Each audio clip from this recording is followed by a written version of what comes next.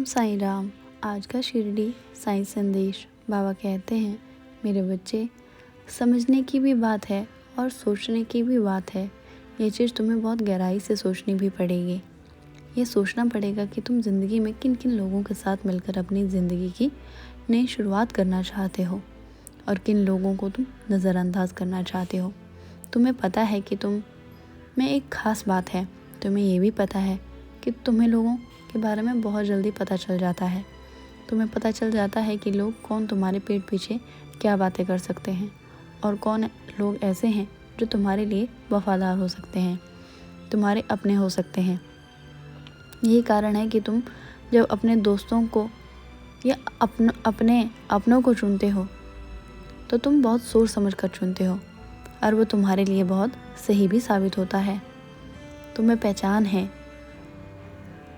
एक और ये तुम्हारी खासियत है।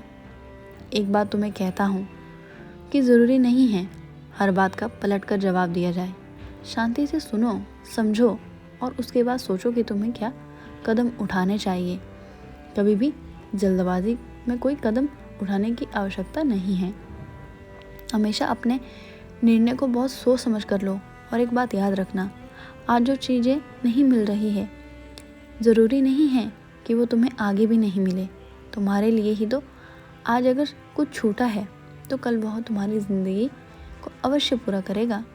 तुम्हें वह सब मिलेगा जिसके तुम हकदार हो और वो भी मिलेगा जो तुमने कभी सपने में सोचा भी नहीं होगा। मैं हूँ ना तुम्हारे लिए। मैं वह हर चीज़ तुम्हें दूंगा और तुम परेशान मत हुआ करो, क्योंकि जब तुम परेशान होते हो तो कहीं ना कहीं मुझे अच्छा नहीं लगता है और इसीलिए बाकी सब चीज़ें तुम मुझ पर छोड़ दो और सबसे काम लेते रहो। बस ऐसे ही रहा करो। हमेशा याद रखना, ये ज़रूरी नहीं है कि ज़्यादा बोला जाए। कम बोलो, लेकिन बोलो, ऐसा बोलो जो किसी का दिल ना दुखाए। और अगर कोई बात ऐसी बोलनी भी है जो तुम्हें बुरी लगी हो तो शालीनता से जवाब दो, आराम से जवाब दो। ज़रूरी नहीं है तुम हर बात को गुस्से में ही पलट कर बोलोगे, क्योंकि गुस्से में दिया हुआ जवाब कई बार कुछ ऐसे शब्द भी बोल जाता है जो सामने वाले को चुभ सकते हैं, बुरे लग सकते हैं। और इसीलिए जब भी बोलना हो तो शालीनता से बोलो, विनम्र रह कर बोलो, अपनी बात रखो। मैं कभी नहीं कहता कि तुम अपनी बात मत रखो। अपनी बात रखो और पूरे शब्दों के साथ रखो, लेकिन वे शब्द इतने शालीन और इतने विनम्र होने चाहिए कि जो सामने सुन रहा है उसको ये महसूस हो कि उसने गलतियाँ कहाँ की है। बाकी मैं तो तुम्हारे साथ हूँ ही।